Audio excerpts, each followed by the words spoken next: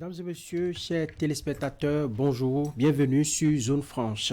C'est un sentiment de désaccord qui règne au Parlement depuis la modification du code électoral à la majorité des élus parlementaires. Si pour les députés de la mouvance parlementaire, les amendements intervenus dans le code électoral renforcent les acquis de la réforme du système partisan, et bien pour les députés du parti Les Démocrates, parti d'opposition, ça sonne comme un outil d'exclusion pur et simple. Deux différentes lectures qui bipolarisent, j'y arrive, la vie politique en ce moment dans notre pays. Pour mieux comprendre la position du parti Les Démocrates sur chaque amendement du code électoral, nous avons avec nous sur ce plateau le député Haruna Isiaka. Il est le secrétaire de la Commission des finances et des échanges, coordonnateur communal de son parti Andali, c'est dans la 8e circonscription électorale. Honorable, bonjour. Oui, bonjour. Merci d'accepter notre invitation. C'est moi qui vous remercie de me donner cette occasion de m'exprimer sur vous. C'est comme ça que ça se passe sur Zone Franche. Avec moi dans la conduite de cette émission, Eric Guédeno. Eric, bonjour. Bonjour Franck Aounou. Honorable Haruna Isiaka, bonjour et merci d'être avec nous ce matin pour cet exercice de décryptage. Merci. Alors, quand on a participé à ces travaux qui ont conduit à la modification du code électoral, quel est le sentiment qui vous anime? Une fois encore, merci à Canal 3 de me donner l'occasion, n'est-ce pas, de venir m'exprimer sur son plateau par rapport à la question qui aujourd'hui taraude tous les esprits et qui a été dernièrement au niveau de l'hémicycle a donné lieu à de grands mouvements. Donc je crois que c'est une très bonne occasion de pouvoir éclairer, n'est-ce pas, les populations sur tout ce qui s'est passé au cours de cette séance-là. Alors comme vous l'avez demandé pour revenir donc à votre question, je crois que le Parlement, c'est connu, c'est le haut lieu de la politique. C'est là que se prennent toutes les décisions, les lois les plus importantes pour le pays. Et dès lors que nous avons un Parlement comme le nôtre aujourd'hui, qui est un Parlement, comme l'a dit tout à l'heure Franck, qui est bipolaire, évidemment la mouvance d'un côté et l'opposition de l'autre.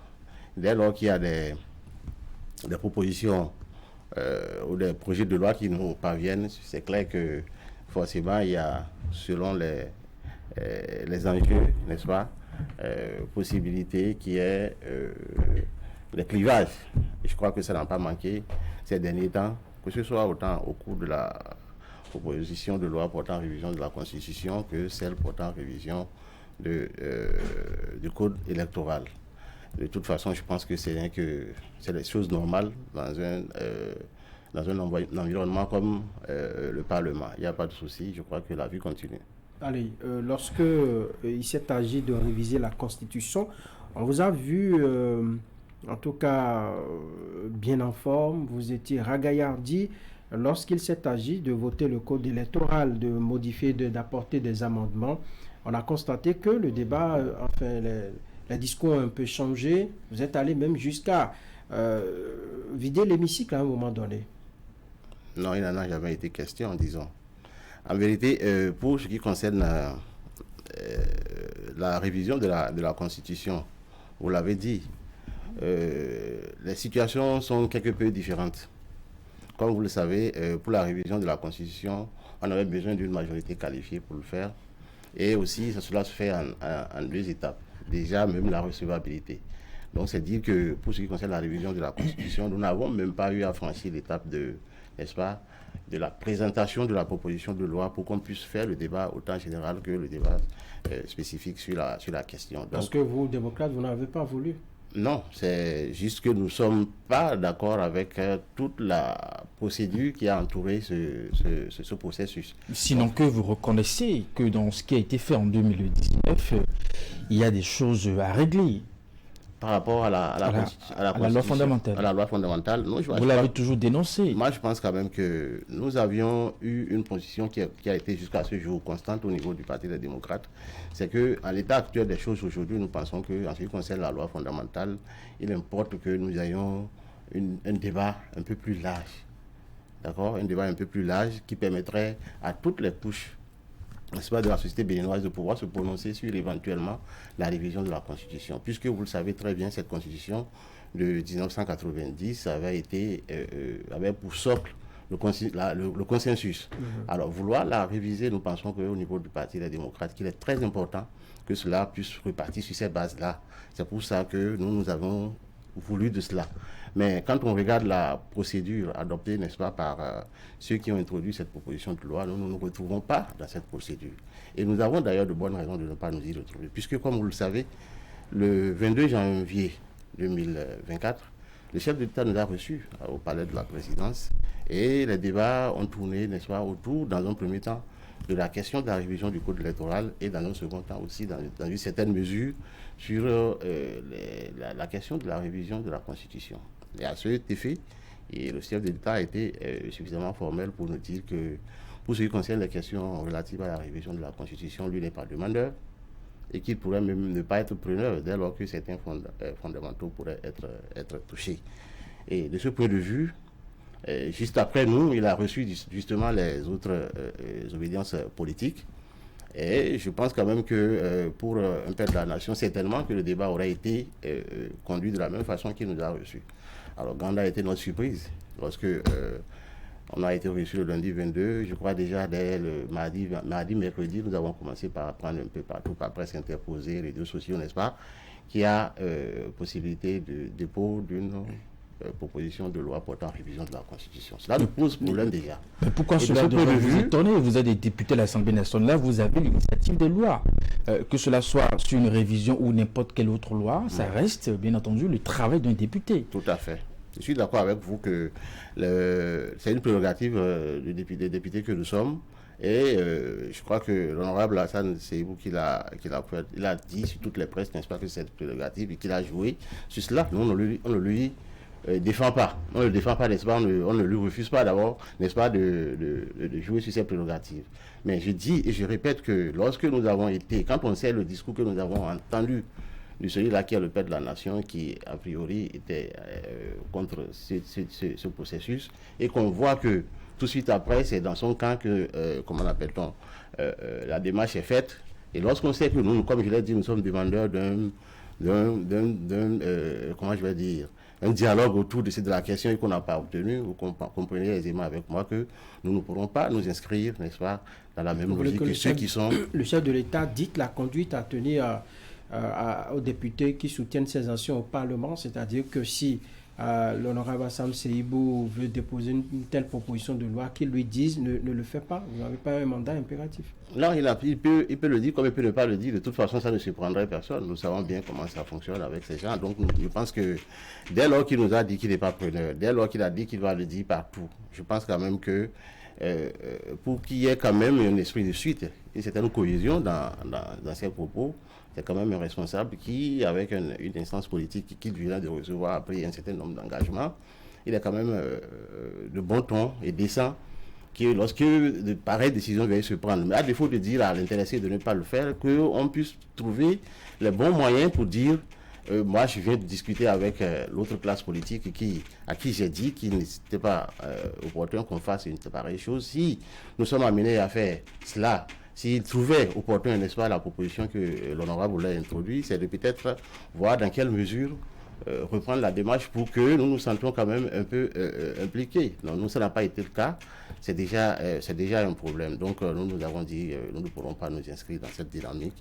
Et nous tenons nécessairement par rapport à la question de la révision de la Constitution que ce consensus-là soit toujours trouvé et que cela...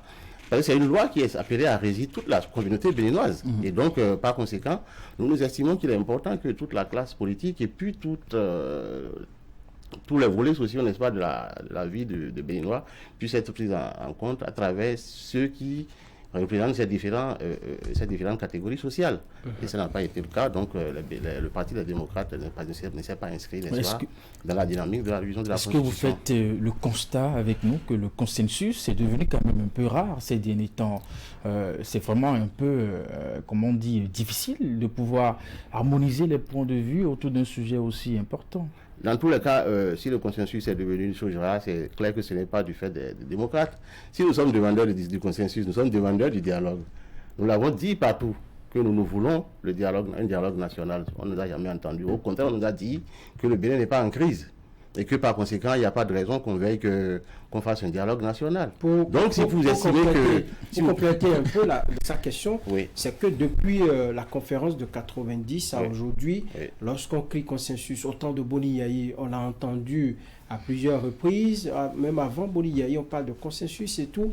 On n'a jamais vu les acteurs politiques véritablement matérialiser cela. C'est souvent rare ces dernières années. C'est ce que... Bon, ben, je sais pas, moi, il y a quand même eu, au cours pour les différents régimes que vous avez cités, ceux de Boni Yayi au président Talon, il y a quand même eu des dialogues politiques, quitte à ce que l'un ou l'autre des camps puisse critiquer la manière dont ces dialogues politiques ont été faits.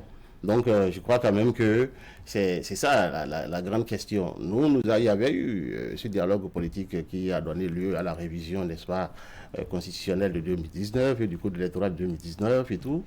Mais vous savez très bien que... Pour vous, ce n'était pas un dialogue. Nous continuons pas à le dire, c'était à la limite une parodie de dialogue. Je pèse bien le mot, c'est une parodie. Le député a dit qu'on parlait de dialogue politique et non de dialogue national. Dialogue politique, les partis politiques qui avaient été invités, il y en avait 2 qui n'avaient pas répondu. Sinon, l'ensemble des autres acteurs politiques qui étaient, ils ont eu le temps de discuter. Bon, écoutez, vous me parlez d'acteurs politiques invités. Aujourd'hui, vous voyez la configuration de la classe politique. Ceux-là qui ont été invités, là, qui ont répondu à ce dialogue, ont-ils eu l'occasion de siéger à l'Assemblée nationale pour pouvoir discuter, pour pouvoir défendre leur point de vue là? Ceux-là qui ont... C'était la finalité. À la limite, c'était aussi bien qu'ils soient là, parce qu'en vérité, nous avons appris, nous le savons, que ces gens-là, à un moment donné, se sont dit qu'il y a un certain nombre de choses sur lesquelles ils se sont entendus, qui ont été complètement déformées à la prise des lois portant en révision du code électoral de la Constitution. Donc, il aurait fallu quand même qu'on tienne compte de la classe politique véritablement représentative, n'est-ce pas, au cours de ce dialogue politique, ce qui n'a pas été le cas. Donc, dans ce cas, vous constatez que lorsque on a eu alors, après ce dialogue politique, un Parlement, bien que les gens n'aiment pas le dire, mais nous sommes bien obligés de dire monocolore, mais ça a donné lieu à toutes ces lois qui aujourd'hui sont des lois que nous disons qui sont bien et bien chrysogènes. Parce qu'en vérité, ce qui s'est passé, il faut que les gens aient l'humilité de l'accepter. Lorsque vous avez des choses à faire qui soient pour vous, exclusivement pour vous, vous ne prenez pas de soin de réfléchir à tout ce qui peut venir éventuellement lorsque d'autres personnes pourraient venir qui ne sont pas en train de partager vos points de vue. C'est ça que nous sommes en train de vivre aujourd'hui. Mais récemment, l'histoire vous a donné l'occasion de corriger le tir, mais votre minorité de blocage a empêché l'évolution des choses. Non, évidemment. Nous disons que, je ne sais pas si vous m'avez suivi, hein, je dis que si aujourd'hui nous devons nous inscrire dans un processus de révision de la Constitution, il faut le dialogue. Il faut le dialogue. D'accord. On vous aura compris. Merci.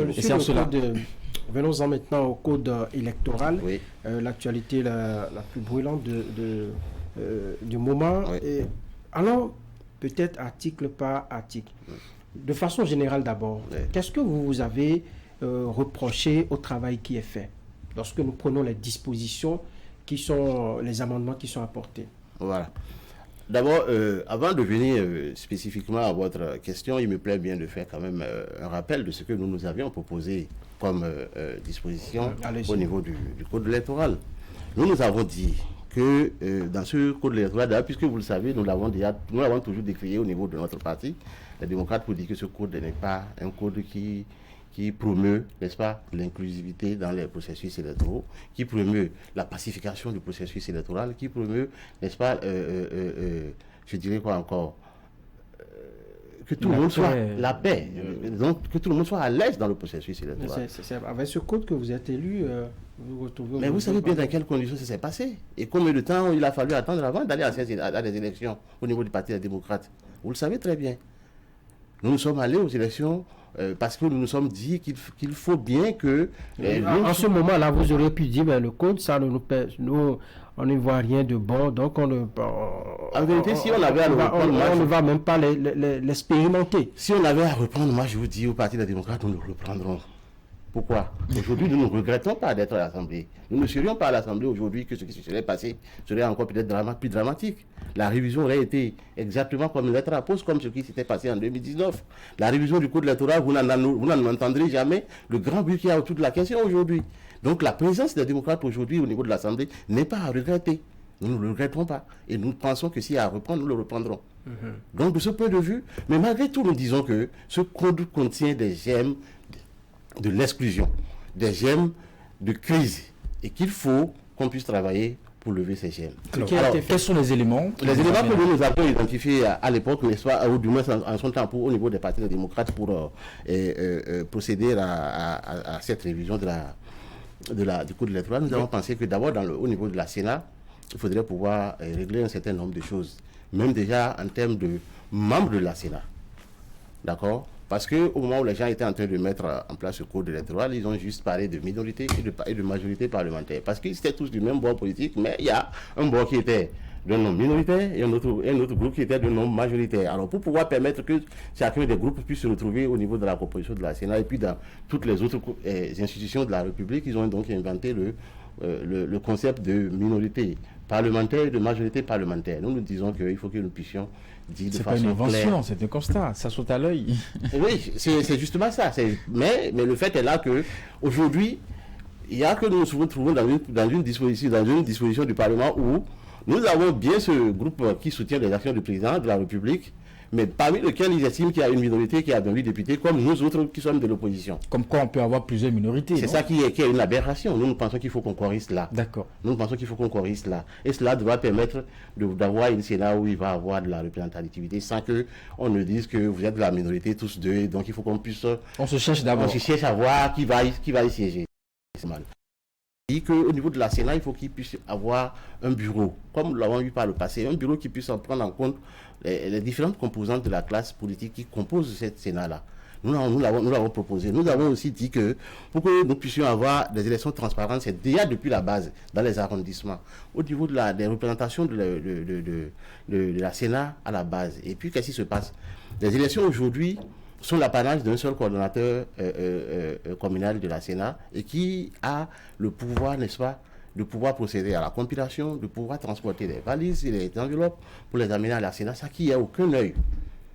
Quel que soit le dispositif de son recrutement entre griffes, ça parce que c'est encore cette même Sénat qui est monocolore à la limite, qui le recrute. Donc vous comprenez aisément qu'il ne peut pas être impartial. Donc nous estimons que ce coordonnateur, il faut qu'on puisse faire en sorte que nous ayons une commission restreinte dans laquelle il peut y avoir des représentants. Dans nos propositions, pour qu'ils les rejettent, ils ont dit que c'est pléthorique. Ce n'est pas un problème. Si tant et qui tient le temps, si tant à la transparence, ils auraient pu dire, trouvons cette commission électorale-là d'un effectif très très réduit, mais qui puisse quand même prendre 1, 2, 3 personnes, mais où il y a la représentation de chacune des composantes. Ils l'ont rejeté. Il faut qu'on puisse avoir l'encadrement de la période de délivrance des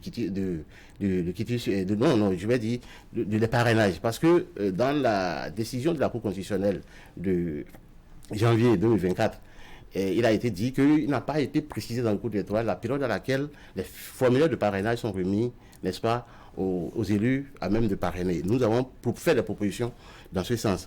Nous avons dit qu'il faut qu'on puisse procéder à la revue des membres des postes de vote.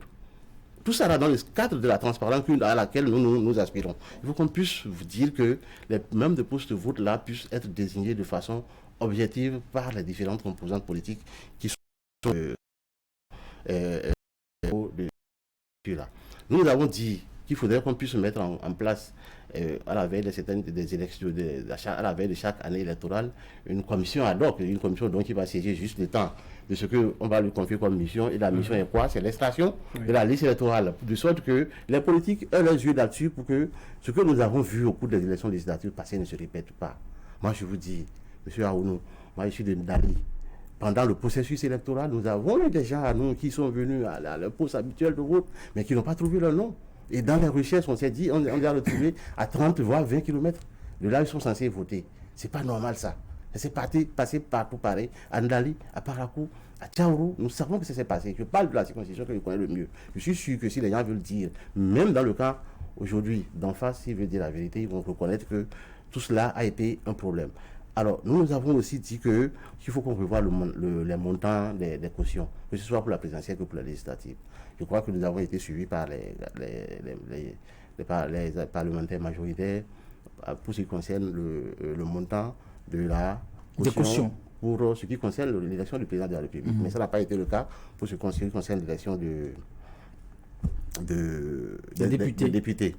Alors, nous avons proposé que le critère défini pour qu'on puisse avoir droit au partage des voix et des postes, excusez-moi, du thème, des sièges, merci, de passer le mot. Nous avons pensé que pour donner l'opportunité à d'autres forces politiques qui ne sont pas des moindres, d'accord, qu'on puisse ramener ce taux-là qui était à 10%, qu'on puisse le ramener à 5%. Nous n'avons pas été suivis. Tout à l'heure, lorsqu'on va revenir sur le débat de ce qui a été fait actuellement, nous allons certainement revenir là-dessus. Ils sont allés à... Et sur cette proposition, vous, quel est votre argument sur cette proposition que c'est ce que je dis. Je dis que... En dessous de 10%. En dessous de 10%. C'est quoi votre argument? Notre argument est simple. Hein. Il y a des forces politiques qui, d'une façon ou d'une autre, ont quand même de la représentativité. Que ce soit un peu partout à travers le pays. Si on donnait l'opportunité à ces forces-là, à travers la réduction de ce taux-là à 5%, ils pourraient être représentés. Ça n'a pas été le cas. Bon, l'exemple le plus patent que nous choisissons généralement, c'est, comment vous appelez ça, le cas de la commune de Porto-Novo avec le parti, comment on appelle-t-on, PRD, qui a participé aux élections juste parce qu'ils n'ont pas pu atteindre le seuil de 10%. Et puis donc, on connaît la force qui est quand même au-delà des 5% que nous proposons. Les Porto-Noviens ont voté massivement pour une liste, celle du PRD. Quoique aujourd'hui, ce parti n'existe pas, mais c'est quand même de l'histoire qu'on construit l'avenir. Il faut qu'on puisse faire référence à cette ce parti existe. Non, quand je dis qu'il n'existe plus, c'est fusionné. C'est le renouveau maintenant. Non, on ne peut plus parler du parti du renouveau démocratique. Nous avons fait des réformes pour créer de grands blocs. Bon, donc, on va y revenir. Voilà, parce que c'est ça qu'ils disent.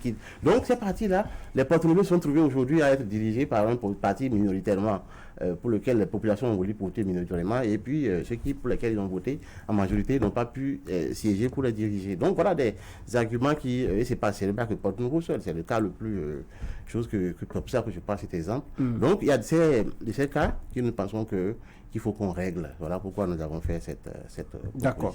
Alors nous allons évoquer quelques articles de ce code électoral. Oui.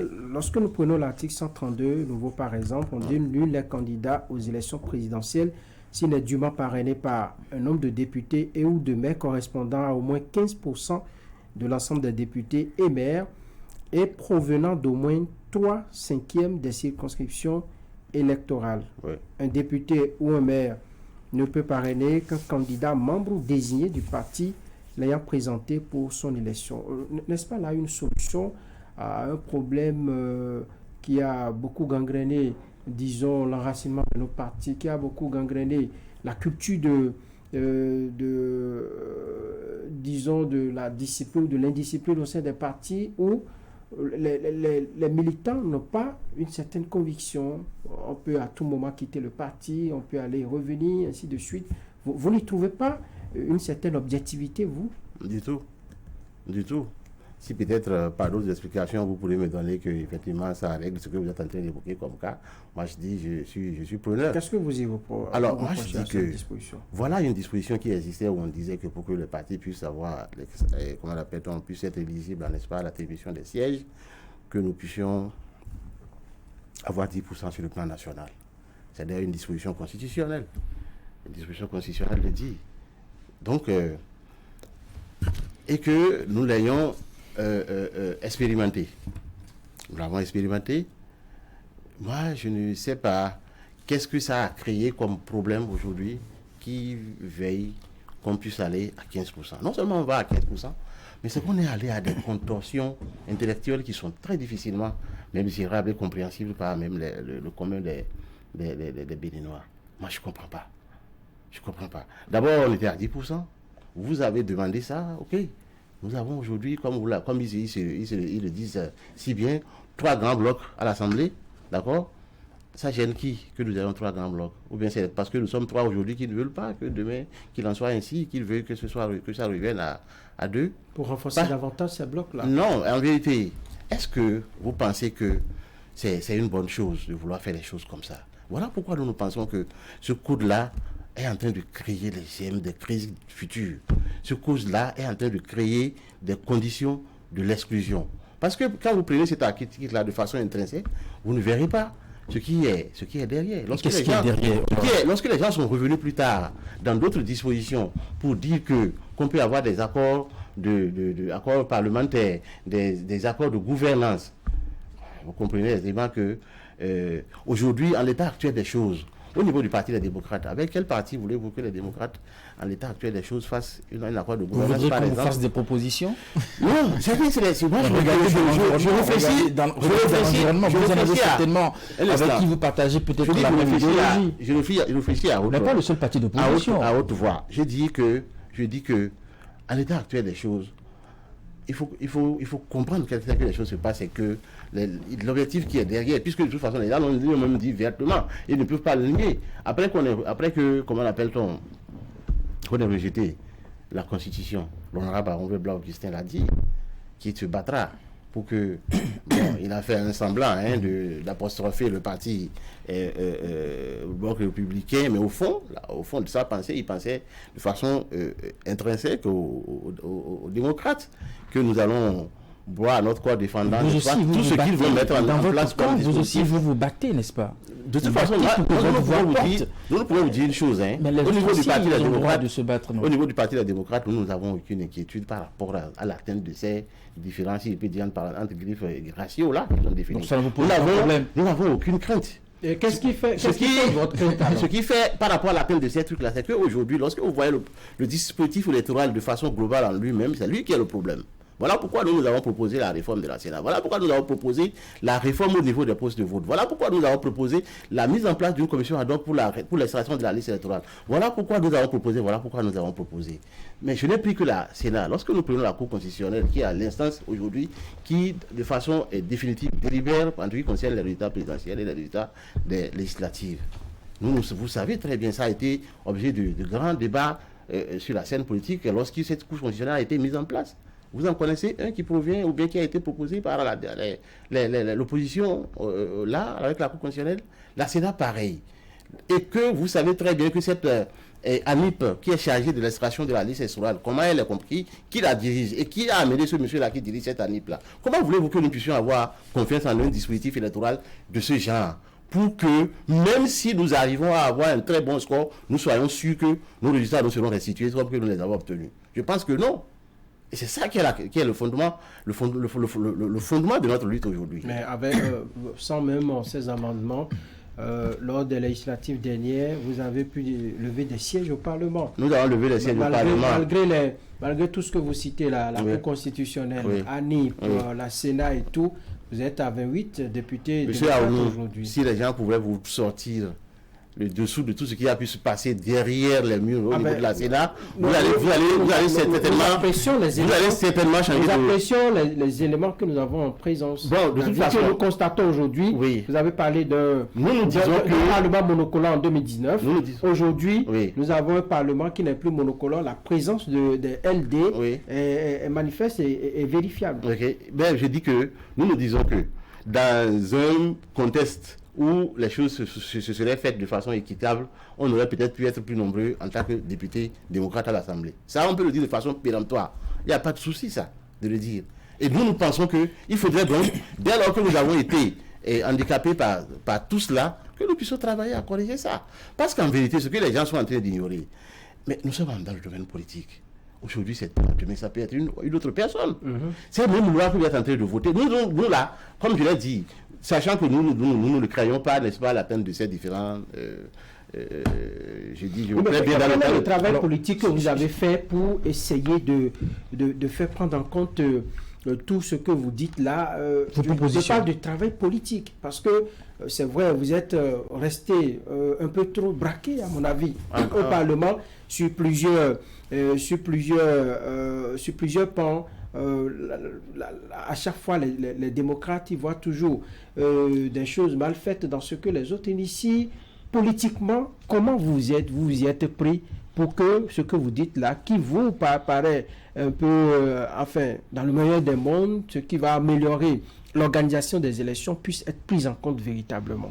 Écoutez, vous êtes quand même l'une des presses les plus regardées, et puis celle que nous estimons quand même qui fait au mieux son travail. Vous savez très, très bien que les démarches n'ont pas manqué. Nous sommes dans un ensemble. Bien quoi que nous soyons des députés, si vous attendez peut-être à ce que vous voyez les démarches faites par les députés au niveau de l'Assemblée, ça peut-être vous pouvez nous le reprocher, mais vous ne savez pas ce que nous faisons. C'est pas que nous sommes... En vérité, vous voyez, la vie au Parlement, c'est une chose. Hein. Ce que vous voyez, en fin de compte, qui sort, c'est toute autre chose. Hein. Ah oui, nous ne sommes pas... Vous avez fait des démarches, vous vous êtes rapproché des autres groupes parlementaires? Bien sûr, bien sûr.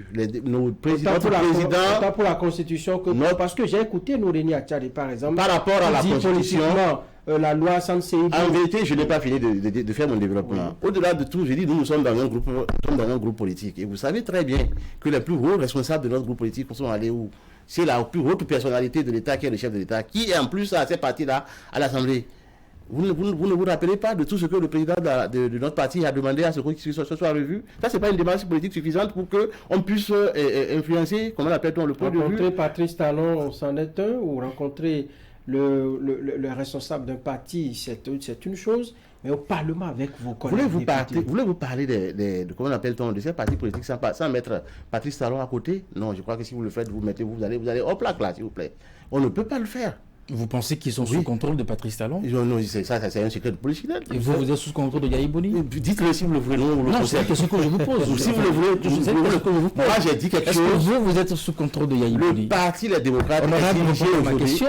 Laissez-moi si vous dites que les députés de la mouvance sont sous contrôle de Patrice Talon, est-ce que vous, du côté de l'opposition, vous êtes sous contrôle de Yahi Boni? Je dis, le parti Les Démocrates est un parti dirigé par le président Yahi Boni. Pour moi, ça ne fait pas de vous un groupe qui est sous contrôle, c'est une formation politique. C'est une formation politique. Oui, pourquoi? Et alors? Il y a des structures dirigeantes. Bien sûr, voilà. Vous fonctionnez. Mais là, la question les autres aussi fonctionnent de la même façon. Est-ce que vous êtes téléguidé, vous êtes sous l'emprise de Boni Yahi en tant que député? Téléguidé, c'est trop dit. Pourquoi pensez-vous que les autres le sont? Moi, je dis... Pourquoi pensez-vous que les autres le sont? Je dis qu'on ne peut pas mettre ces deux personnalités politiques de notre pays à côté lorsqu'on est en train de prendre ces deux camps-là. Je vous en prie, essayez de le comprendre à bas et on va évoluer cette année. D'accord. On ne peut pas mettre ces deux personnalités. Nous allons effectivement évoluer. Sur les conditions qui sont fixées dans ce code modifié au niveau du parrainage, comment vous trouvez ça?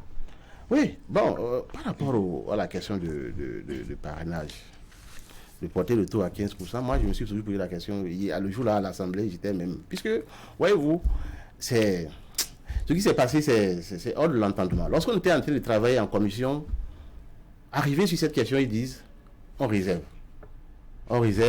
et c'est donc sous réserve de ce qui adviendra, n'est-ce pas? En commission, la question n'a pas été tranchée, ça n'a pas été débattu. Non, véritablement, voilà pourquoi d'ailleurs c'est revenu sous forme d'amendement à Oumoué Bla, puisque ça n'a pas été véritablement géré et tranché en commission au départ. Donc, ce n'est que lorsque nous sommes revenus sur la base du rapport que la commission des lois a fait sur la proposition les deux propositions de loi Aki et Attiari, que nous avons commencé par discuter, qu'il nous a été rapporté, n'est-ce pas, en plénière, qu'il y a de nouveaux amendements apportés par Oumoué Bla sur la base desquels ils ont souhaité qu'on leur permette d'aller délibérer. Ce n'est qu'après cela que c'est revenu. Et puis, bon, évidemment, cela s'est passé le même jour, à la limite, dans une procédure d'urgence qui ne dit pas son nom. Donc, on n'a pas eu le temps de décortiquer. Et qui plus est, en commission, lorsque les gens ont commencé par travailler, ils n'ont pas eu les documents relatifs à ces amendements-là pour qu'ils puissent lire la tête reposée et apprécier pour pouvoir donner leur position. Non. Ça a été le cas en plénière.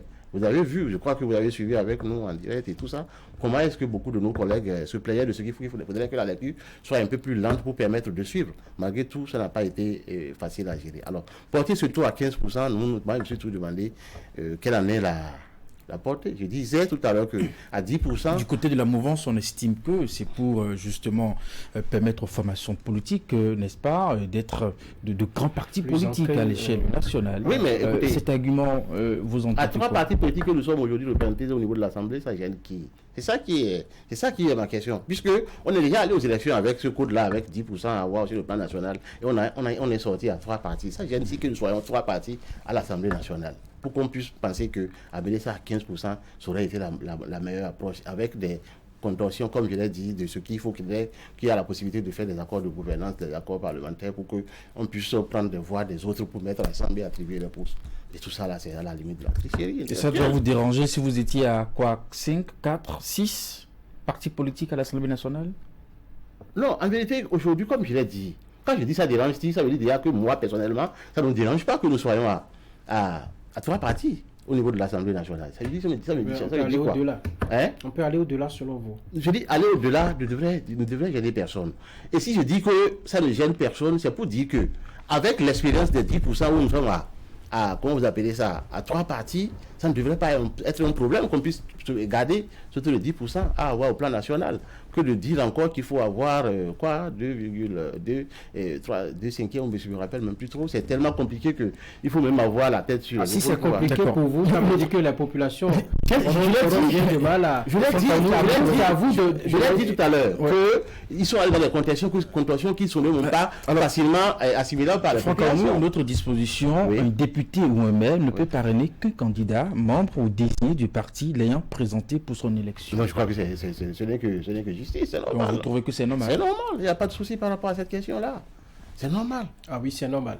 Que le député parraine le candidat de son camp, que ce soit qu'on l'oblige à ne parrainer. Vous ne pensez pas qu'il y a une restriction comme le disent certaines personnes, on devrait avoir une certaine encore que ça aurait pu être pris comme normal parce que s'il n'y avait pas une disposition comment je vais dire constitutionnelle qui dit que, et d'ailleurs ou bien au niveau de la Cour constitutionnelle, il y a des décisions qui ont remis tout cela en cause pour dire que le député est libre de parrainer. Alors si peut-être aujourd'hui la Cour constitutionnelle, puisque certainement ces trucs-là feront objet de recours, tout ça là, au niveau de la Cour constitutionnelle, si la Cour constitutionnelle estime que par rapport à son jugement antérieur rendu, que cela ne pose pas de problème et qu'on peut aller dans ce sens, on le fera. Mais je pense quand même que, effectivement, comme vous le dites si bien, ça peut être considéré comme une restriction au regard des dispositions actuelles de la Constitution. Mais en tout état de cause, ça renforce, si je dois m'en tenir à votre première réaction, c'est que ce n'est pas si mauvais que ça.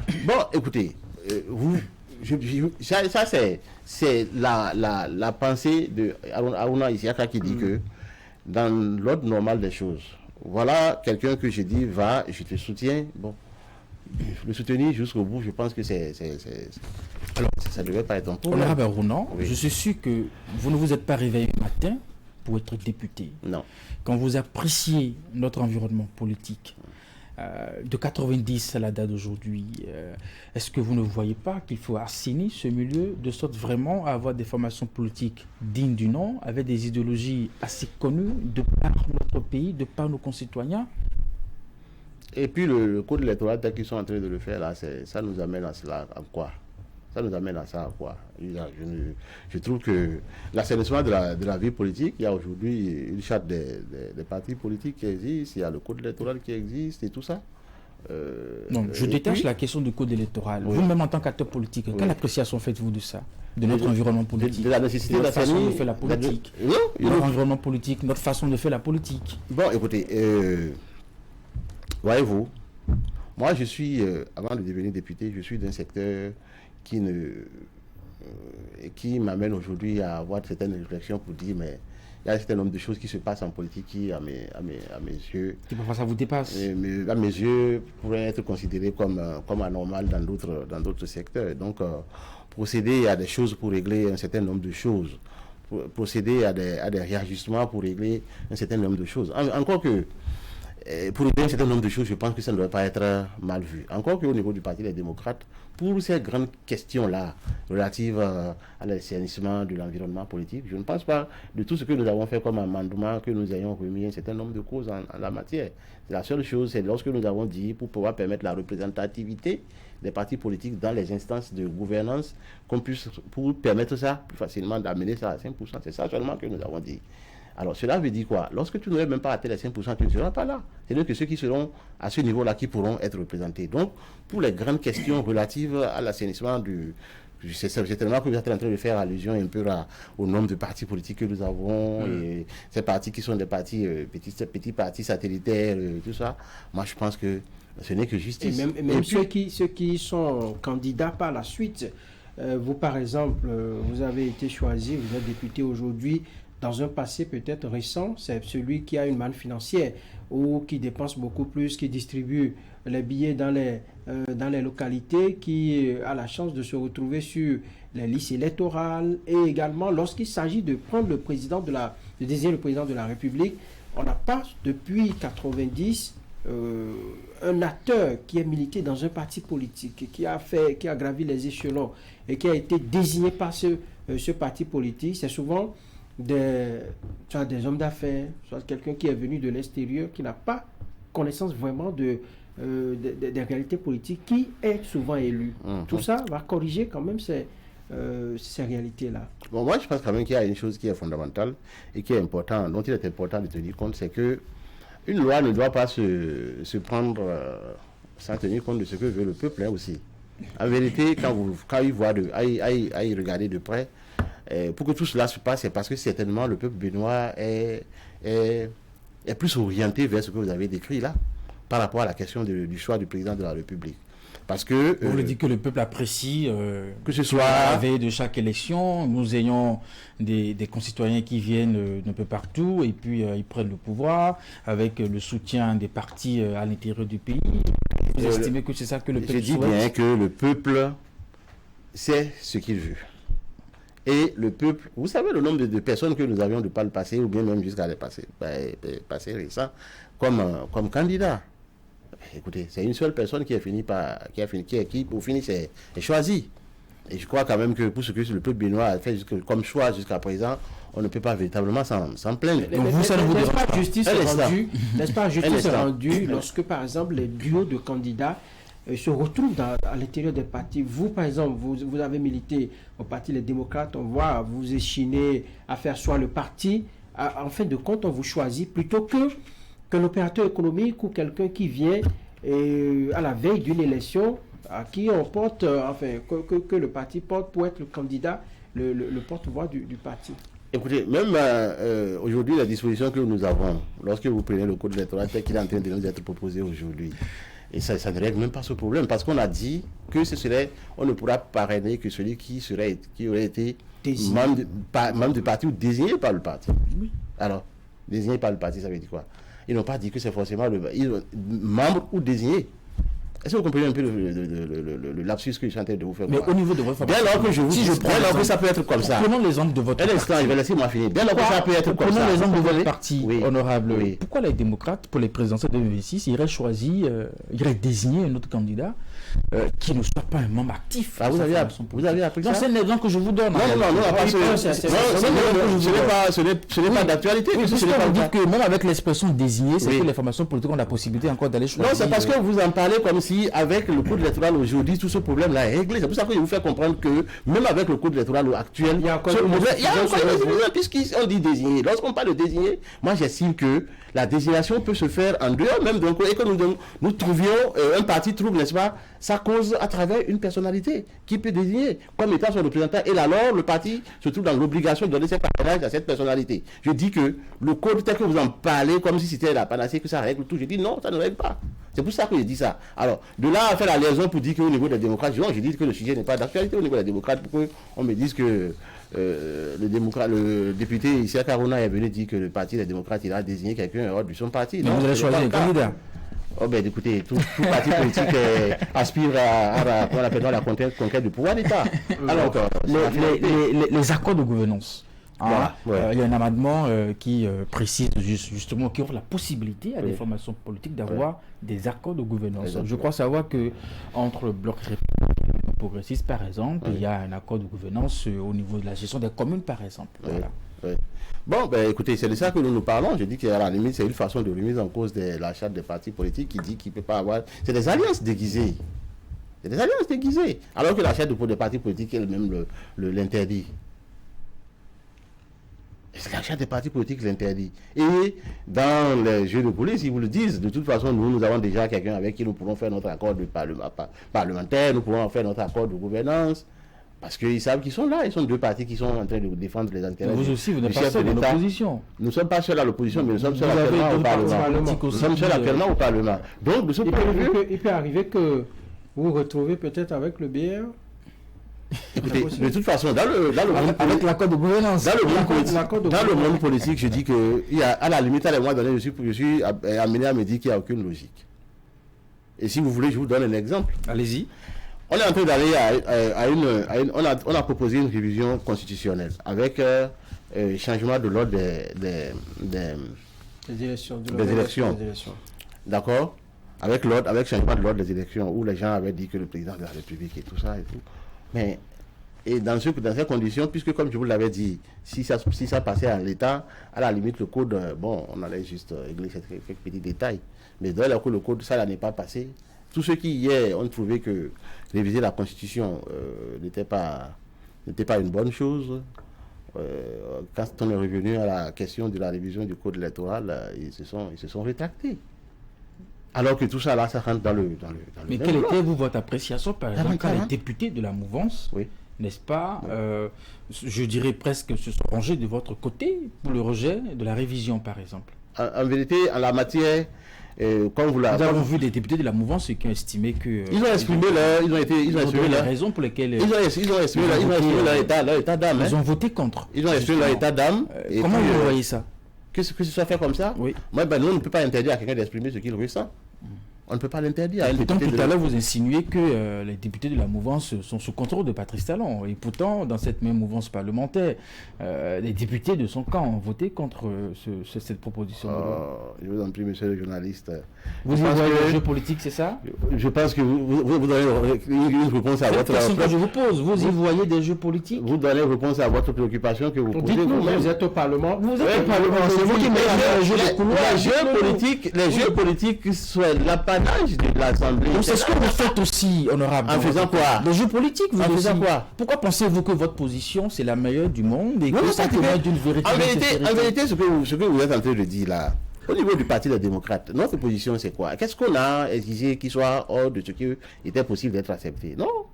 Ce que nous voulons, c'est qu'il faut que nous ayons des élections empreintes de convivialité. Car il suit des élections qui est la paix. Car que tout le monde puisse dire, j'ai participé certes, mais j'ai échoué du fait des jeux clairs et nets des urnes. Et puis, je me dis, il n'y a pas de problème. Mais lorsque vous allez à des élections où vous pensez qu'il peut y avoir, il y a des gemmes de crise, il faut pouvoir, en tant qu'acteur politique, à travailler, agir pour que ces gemmes-là soient éradiquées. Voilà ce dans quoi nous sommes. Sinon, nous n'avons rien entrepris qui soit de nature à dire que, comment je dirais, c'est de la politique politicienne, à haute dose, non? Alors, nous allons passer au crible un peu le contenu de l'article 201, oui, qui dit les chefs de village ou de quartier de ville sont désignés par le parti ayant obtenu le plus grand nombre de suffrages valablement exprimés dans le dit village. Exactement. Voilà. Bon, j'espère que là, il n'y a rien à reprocher. Moi, je pense que vous devrez aller plus loin pour pouvoir dire, comment appelle-t-on, dans quelles conditions la désignation de ces chefs de village-là devrait se faire. D'abord, ce que nous reprochons à cet amendement, en l'état actuel des choses, aujourd'hui, lorsque nous faisons, vous savez que les conseillers locaux, chefs de village installés le sont depuis 2008, je crois, qui sont là. Alors, aujourd'hui, le ministre de comment appelle-t-on, de la justice nous a fait un point pour dire qu'il y a plus de 500 qui sont soit décédés ou en intérim et tout ça, et que de ce point de vue, du fait de SGPH 5 ou 6, je sais pas, 5 l'absence de ces chefs de village pose problème pour la mise en œuvre du SGPH. Soit. Moi, je dis qu'on dise que la force politique qui est la plus importante dans le milieu désigne les acteurs locaux, n'est-ce pas, de la politique dans ce village, il n'y a pas de souci. Mais le problème qui se pose fondamentalement, nous avions jusqu'à présent ce que nous appelons les conseils locaux. Le chef de village n'est pas pris intitut personnel et seul pour qu'on puisse... Mais quel est ce pouvoir-là qu'on donne à un seul individu pour diriger, comment appelle-t-on, un village entier? C'est pas normal. C'est pas normal. Et puis, nous nous sommes dit, bon, ok, on aurait pu dire à partir des élections de 2026, oui, ça va prendre corps. Mais ils nous disent qu'on va désigner des chefs de village sur la base des élections de 2020, comme il y a de 2020. Vous vous rendez compte? Vous ne pensez pas qu'il y a de l'exclusif là? Pensez-vous qu'on est aux élections de 2026, ça que les démocrates ne puissent avoir au moins une mairie ou 2 ou 3 ou 4 ou 5? Et que les démocrates n'aient de chefs de village dans des endroits. Lorsqu'on nous dit qu'on nous dénie ce droit-là, et que c'est dès maintenant qu'on va les désigner, vous pensez que c'est normal? Mais de 2008 la date d'aujourd'hui? Est-ce qu'il n'y a pas un besoin C'est la pressant? faute à qui tout ça? Oui, mais alors, c'est la faute à qui tout ça? Est-ce que pour ça, il faut encore attendre juste 2026? 2026, quand on est allé de 2008 à aujourd'hui, Ça n'a pas et que rien ne n'a tué personne. Donc ça, on peut- En 2 ans, ça a fait quoi? Attendons 2 ans, on aime ça. C'est pourquoi il faut... Et puis, laissez-moi vous dire, cette question a fait l'objet d'observations et de propositions, même du camp des gens de la mouvance qui ont dit que c'est suffisamment dangereux de vouloir faire une chose comme ça. Vous avez même constaté qu'à notre sein, nous, je crois qu'une seule personne a fait cas. Mais je pense avoir noté au cours des débats au moins 3 personnes de la mouvance présidentielle qui ont soulevé ça, pour dire que ce n'est pas intéressant. Qu'il aurait été intéressant qu'on attende les élections de 2026 pour pouvoir désigner les chefs de village. Ça aurait été vraiment l'idéal. Mais cette affaire de rétroactivité à la limite de la loi, c'est ça que moi je ne comprends pas. Alors, même ces dispositions-là sont, selon moi, des choses qui devraient permettre à la Cour constitutionnelle de dire qu'on ne peut pas accepter ce code-là en l'état. Même le principe de rétroactivité. Voilà, de la justement, loi. je vous prends au mot. Oui. Est-ce que vous espérez que la Cour remette en cause le travail qui a été fait? C'est votre attente, vous? Écoutez, de toute façon, la Cour, moi, je ne peux préjuger comment je vais dire ça, des décisions qu'elle prendrait. Je ne peux préjuger cela, et donc je m'abstiens de dire quoi que ce soit. Mais ce qui est sûr, vous devez savoir que les recours ne manqueront pas en la matière. Vous en préparez déjà au niveau des démocrates? Des recours ne manqueront pas. Tenez-nous à cela. Ça, c'est sûr. Mais les recours ne manqueront pas. Dites-nous, puisque vous trouvez beaucoup de dispositions à incriminer. Qui sont même contraires des dispositions de la Constitution. Donc vous allez permettez-moi de me réserver. Nous sommes dans un débat, vous avez la parole. Éclairez-nous, s'il vous plaît. Et que cela soit géré. De toute façon, nous sommes au Bénin, hein. Il n'y a pas de souci. Tout se connaîtra. Tout se saura si je peux te parler ici. Alors, si les amendements apportés avaient pris en compte, disons, tous les points inscrits dans la proposition de votre président du groupe parlementaire, les démocrates, Noureino Attiali, est-ce que vous serez satisfait aujourd'hui, à l'heure où nous parlons? C'est même une question qui, selon moi, ne devait pas être posée. Si tant que tu demandes quelque chose et qu'on te le donne, c'est une satisfaction totale que tu vas exprimer. Mais seulement, je vais en prier. Non, je voudrais... satisfait que le bénéfice... Non, dans ce cas, alors, je vais directement vous laisser poser vos questions jusqu'au bout avant de répondre à cette question.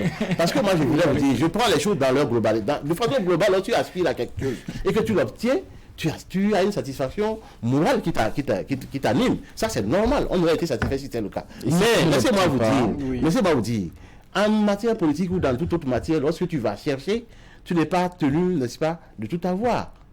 Écoutez, tout ce que je vous ai cité comme amendement, le seul qui a été retenu pour nous là, c'est juste la diminution de la caution présidentielle de 25 millions, de 50 millions à 25 millions. Vous trouvez ça insignifiant? Non, bien sûr, nous trouvons ça insignifiant. Les questions les plus essentielles relatives à la transparence des élections n'ont pas été prises en compte. Les commissions d'arrondissement, la revue de comment l'appelle-t-on, de la composition actuelle de la Sénat, tout ça, il faudrait qu'on puisse en parler. C'est nécessaire. Pour votre nombre. Oui. Pour votre nombre. Et pour un groupe parlementaire qui trouve toujours dans les initiatives prises par les autres groupes parlementaires qu'il y a toujours des intentions cachées. J'ai écouté le discours de Noureino Attiali qui a dit que la loi Sane Seibou est politiquement inopportune et techniquement nulle. Quand vous employez des thèmes comme ça, comment vous voulez que les autres vous fassent des concessions aussi?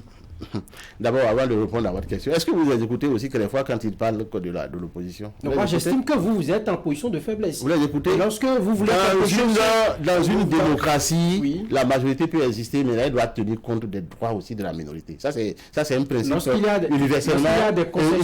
Vous faites des concessions. C'est une disposition universellement reconnu. Vous êtes dans une disposition majoritaire, il faudrait que vous teniez compte aussi des droits et des droits, n'est-ce pas, de la minorité. Ça, c'est si la minorité reconnaît également sa place de... On a fait quoi pour ne pas reconnaître notre place? Non. Chaque fois que vous avez le vous taclez la... Je voudrais d'ailleurs que vous reveniez un peu à votre question tout à l'heure, sur laquelle je vous ai répondu en disant... Je disais que lorsque nous attendons pas forcément à ce que tout soit pris en compte. Non, mais au moins qu'on sente que les gens ont de la volonté. Et au-delà de tout, lorsque nous sommes allés en salle, il y a eu des amendements qui ont été faits. Pas nos compères démocrates, Mais ils ont été tous, à la limite, balayés du revers de la main. Mais lorsque des amendements viennent de la mouvance, nous avons vu quelle a été la réaction, n'est-ce pas, du président omnipotent, omniscient, à la limite de la commission des lois, qui dit amendement accepté, amendement accepté. Là, la police des débats, il fait son mieux pour... Honorable Isiaka, si nous étions dans un contexte où vous êtes de la majorité, je suppose, hein, qu'auriez-vous fait? Vous voyez déjà la ligne de conduite que nous adoptons. Et comme je l'ai dit, quand on tient compte nous autres de notre position actuelle sur les équipes politiques, en vérité, nous l'avons. Moi, j'ai dit, ce que nous sommes en train de défendre là aujourd'hui, là, ça peut ne plus s'appliquer demain à nous. Ça peut ne plus s'appliquer demain à nous. Lorsqu'ils disent que nous allons boire à notre corps défendant, lorsqu'ils disent des choses comme ça, est-ce que vous pensez que c'est vraiment de nature à créer la... Oui, parce qu'on peut se tromper. Donc, quand on estime que, par exemple, que sur le rejet de la proposition de la révision, vous avez jubilé, vous avez chanté l'hymne national, et donc sur la modification aussi de la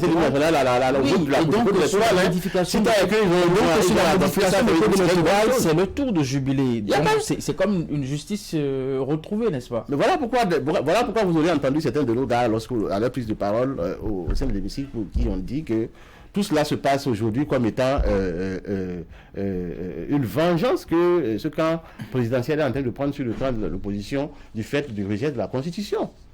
Et ça ne devait pas être comme ça, parce qu'au finish, dans tout ça, qu'est-ce qui est perdant? C'est le peuple béninois. Alors nous sommes là pour le moment faire en sorte que ce peuple-là se trouve dans une vous savez aussi que la majorité aussi, il parle au nom du peuple.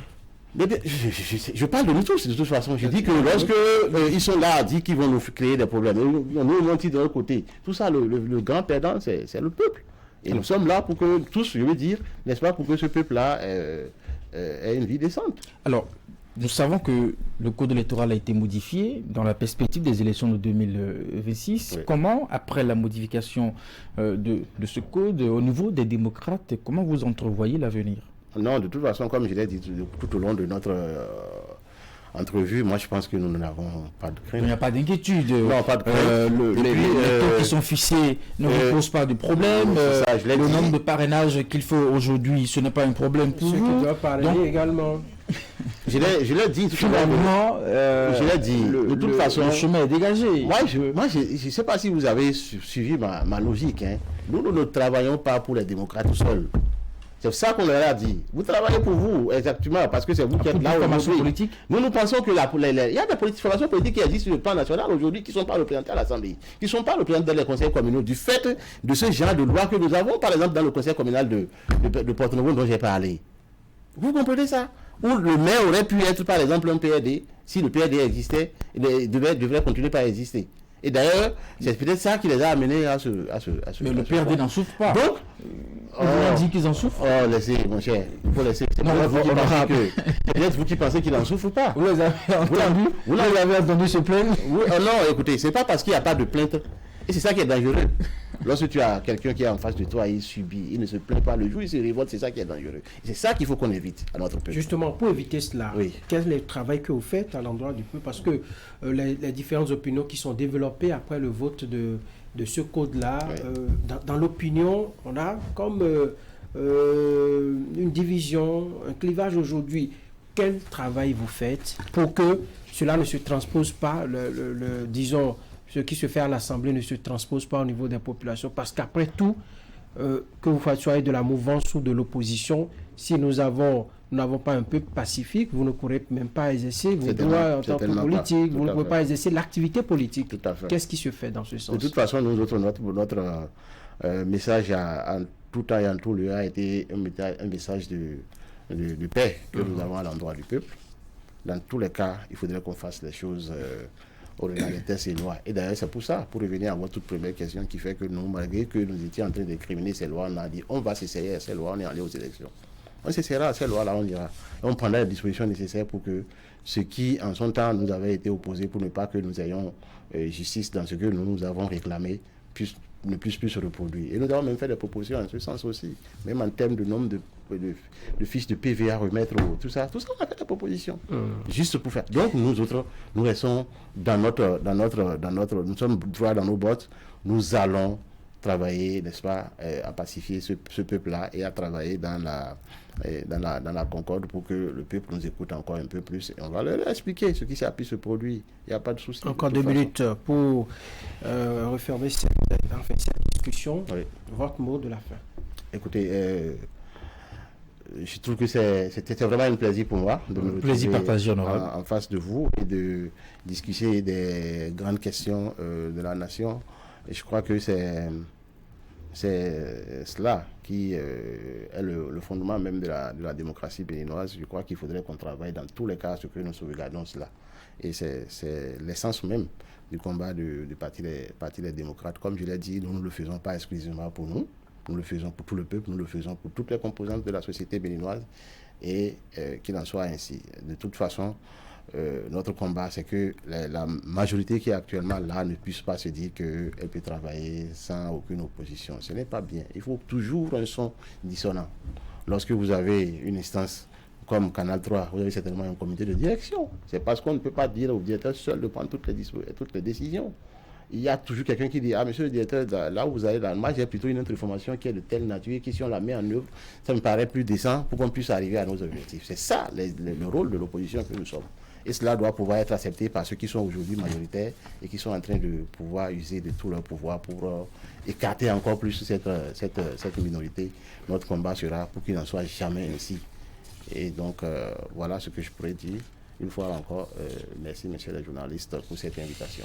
Honorable Aruna Isiaka, secrétaire de la Commission des finances et des échanges, il est le coordinateur communal de son parti, le parti Les Démocrates à Ndali. C'est une commune dans la 8e circonscription électorale. Il était l'invité de Zone Franche. Avec lui, nous avons abordé les différents amendements. La lecture qu'en font les députés démocrates, le parti également, le parti de l'opposition. Il a partagé avec nous ses avis sur quelques amendements apportés au code électoral. Nous avons également abordé la question de la révision de la Constitution et puis son message de paix qu'il a passé à l'endroit du peuple béninois. C'était Zone Franche avec Éric Guédénon qui m'a accompagné dans la conduite de cette émission, avec également toute l'équipe de l'autre côté. L'équipe invisible, les techniciens, le chef plateau, le réalisateur et tout ce beau monde qui vous permet de suivre cette émission. Mesdames et messieurs, merci pour votre aimable attention et merci de faire confiance toujours au programme de Canal 3 Bénin. À très vite.